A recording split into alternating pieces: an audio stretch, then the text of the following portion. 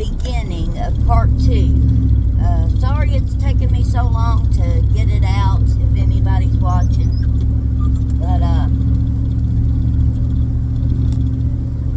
it's information everybody needs. But I'm really hoping Kap Chatfield sees it after I get it finished. It's gonna be more than one video. I don't see how I can get all of it in one video. But Kap, just in case you do get to see this, one, I want to share this with you anyway. But on top of that, I really, really want to hear what you know about demons and the fallen angels and water. And I would love to know where you got that information, because you're about to find out where I got that information. And I've never, ever heard anyone state anything about it. And I have researched. I have, since 2013, I've been trying to find out.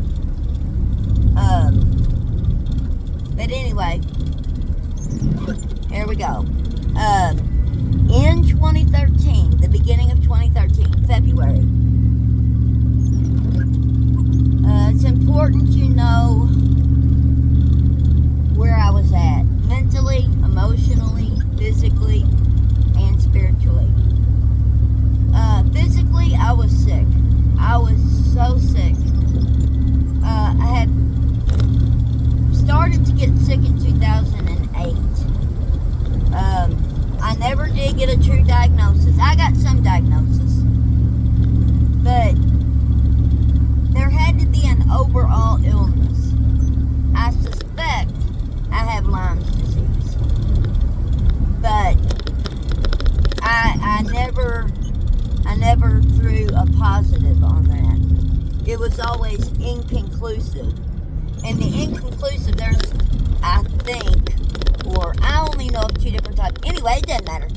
It doesn't matter. I suspect I have Lyme's disease, but I don't know that for a fact. I have 4 or 5 different autoimmune illnesses. And in 2013, I mean, I was so sick that I couldn't get up off the couch. It took everything I had in me to get up and go to the doctor. So that's how I was physically. And I was going to the doctor once or twice a month. And they were running every test known to man. And could not. Fibromyalgia. Well, if you research fibromyalgia, you know that's a catch-all phrase. And they don't even know what it is. That's just what they tell you when they know you've got symptoms, but they can't figure out what you got.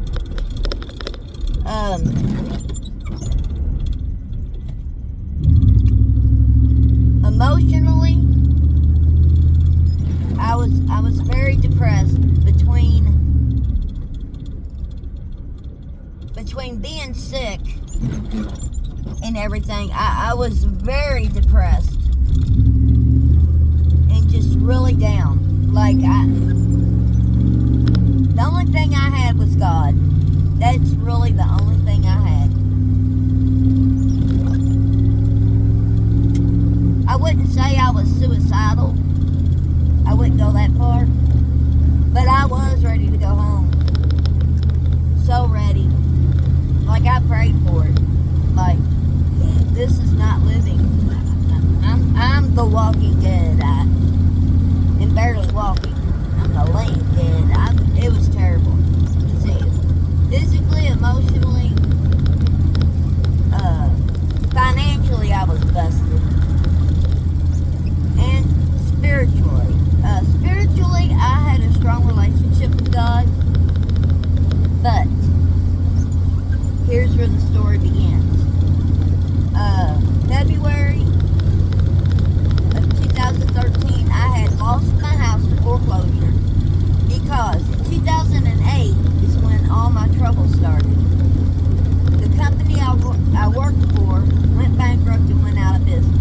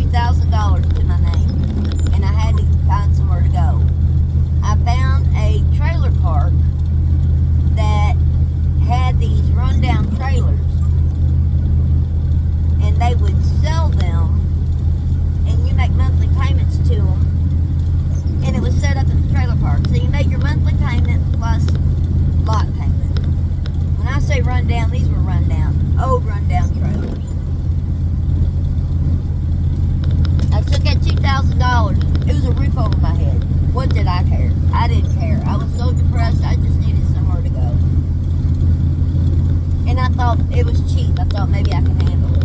Well, the one that I picked had new flooring put in it.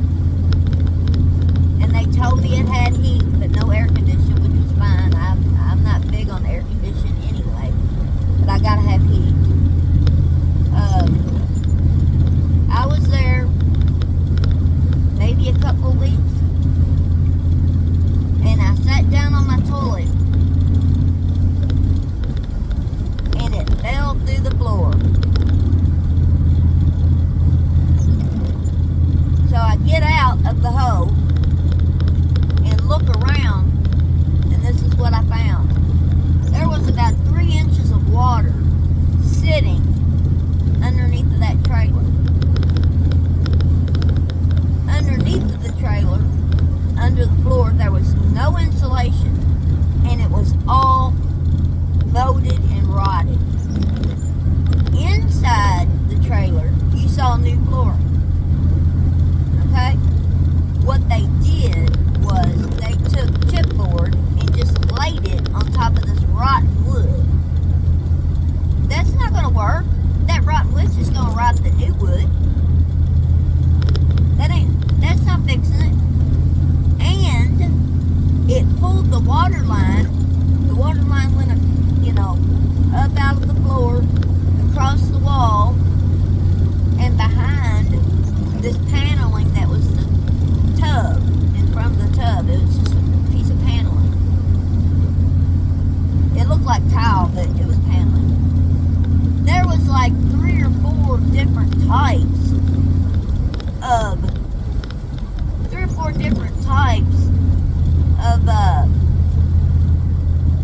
piping spliced together, leaking, dripping, because you can't do that.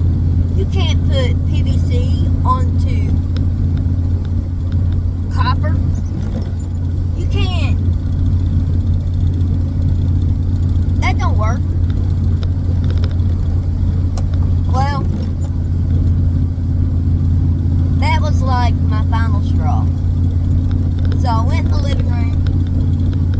Well, let me back up. Let me tell you a few more things. My cat that I had for about 16, 17 years had died just like a month before this.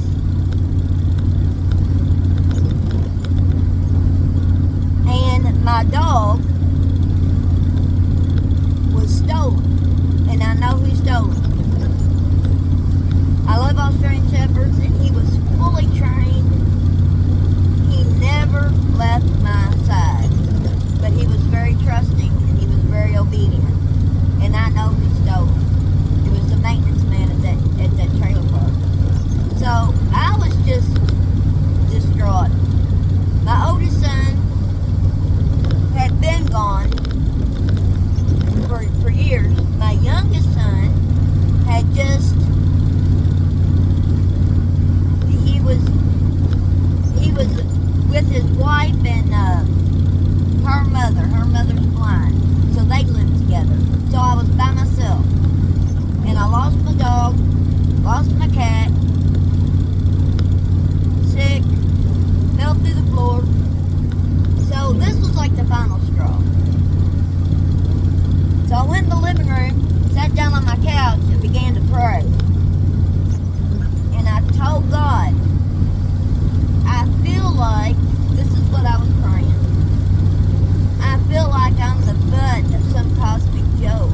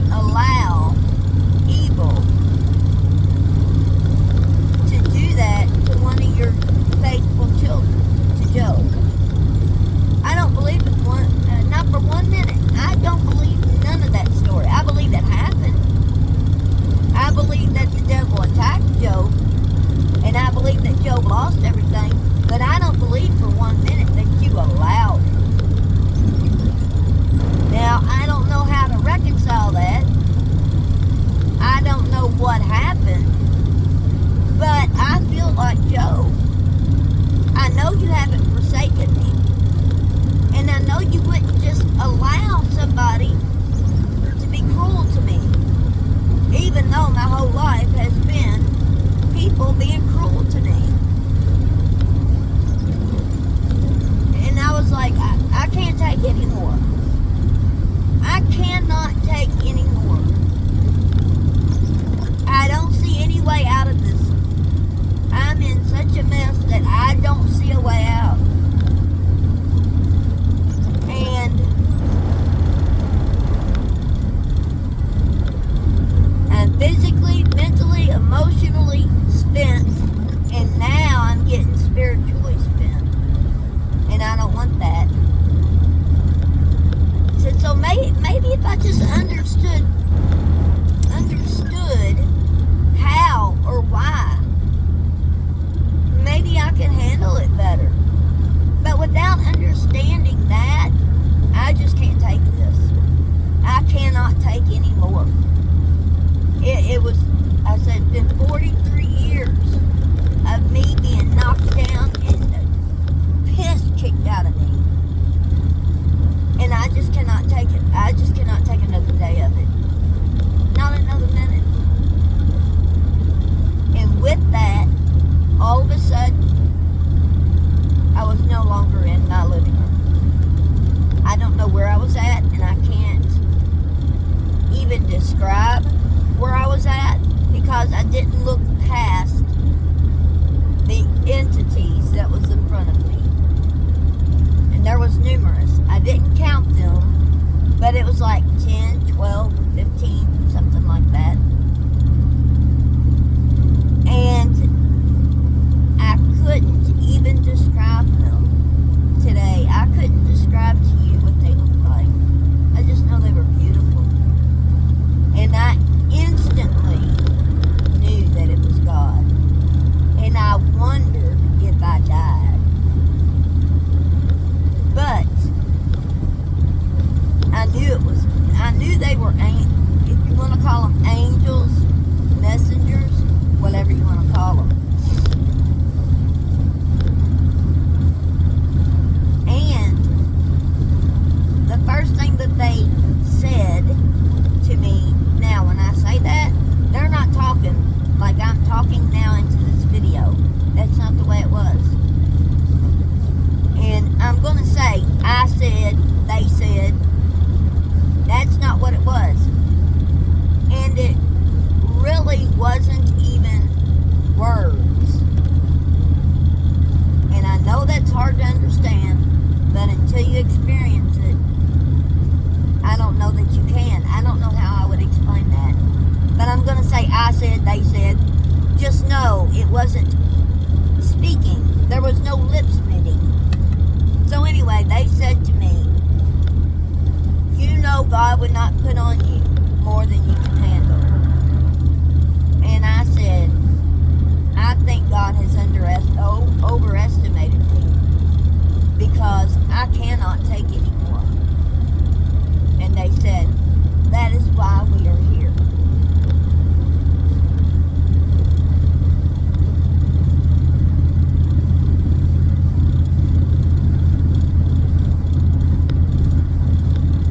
And they began to tell me some things.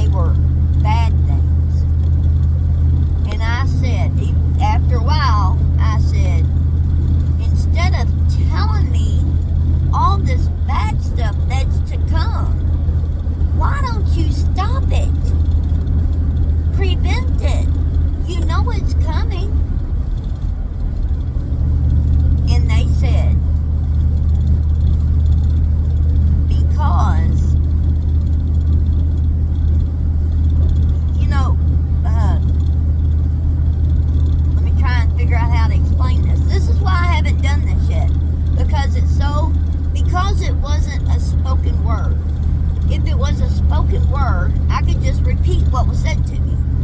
It wasn't. And so I have to find the words to try to convey to others what was revealed to me. But they said, it's not just a matter of, if God intervenes in something, it's not just that is affected. In other words, if God stopped that truck driver from running that stop sign to save my daughter-in-law, other things would be put into play. Other things would happen. Because my daughter-in-law would now be living. And she would be doing things. Not that she was a bad person. Don't take it that way. Or the truck driver. Let's do it that way. The truck driver. The truck driver ran that stop sign. Basically killed my daughter-in-law. I don't care what anybody says. He killed my daughter-in-law. If that didn't happen to him, he may have went out and done something even worse. And sometimes by intervening, God would be helping evil. And we aren't intelligent enough. We don't have the ability to see everything the way God does. And we don't know how many times He intervenes. Because if He intervenes, the thing didn't happen. He don't send us an email saying, hey, I just saved you from a car accident. I just saved your life. You see what I'm saying? We don't know how many times He intervenes. But the times He doesn't, that is why. Because, yes, that was horrific for my family, for my daughter-in-law, for my daughter-in-law's family, for my grandson, for my son. It was horrible for us. But it would have been much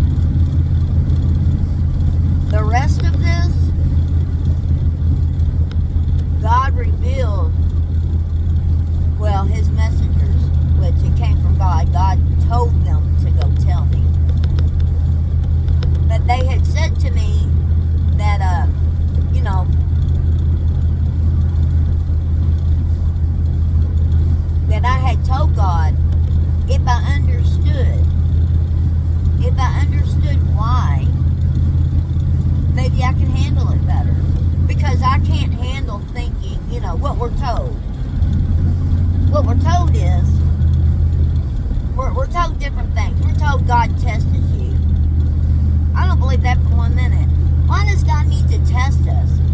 God knows our heart. He knows us better than we know ourselves. So, He don't need to test us. Why do you test somebody? You give somebody a test to see if they know the information. God doesn't need a test. He knows the information. He knows our hearts better than we know it ourselves. So what's the use in a test? We're told that God makes us go through bad things so that we'll turn to Him. I don't believe that. I don't believe that for 1 minute. I would never. That's abusive. That's abusive. That would be like me setting my son. I'm a mother. He's our Heavenly Father. That would be like me setting my son up to get conned or manipulated or some kind of hardship just so he would turn to me and he would lean on me. See how abusive that sounds? I don't believe it. I don't believe it for 1 minute. Never have. These are lies told on God. And so,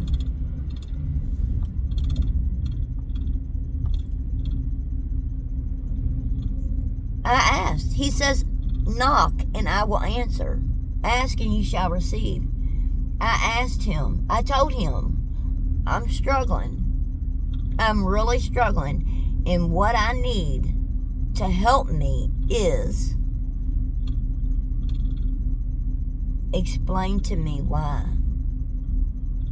And so He did. He answered my prayer.